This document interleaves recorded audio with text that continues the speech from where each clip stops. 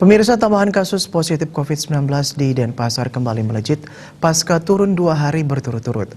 Menurut data Gugus Tugas Percepatan Penanganan GTPP COVID-19 Denpasar, terdapat 17 kasus baru.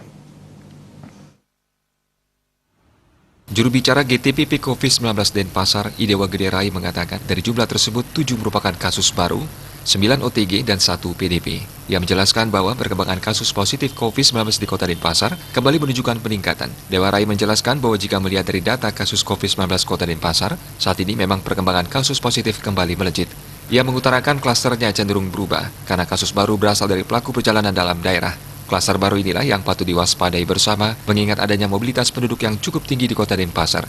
Melihat perkembangan kasus ini, Dewa Rai kembali mengingatkan agar semua pihak berpartisipasi untuk mencegah penularan COVID-19 tidak semakin meluas. Dewa Rai juga mengatakan ada 2 tambahan kasus sembuh. Secara kumulatif, kasus COVID-19 di Kota Denpasar sebanyak 384 kasus positif. Rinciannya adalah 124 sembuh, 5 orang meninggal dunia, dan 255 orang masih dalam perawatan.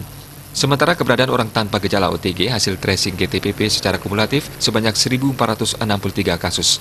Namun dinyatakan sehat setelah isolasi mandiri 497 sehingga tersisa 966 OTG.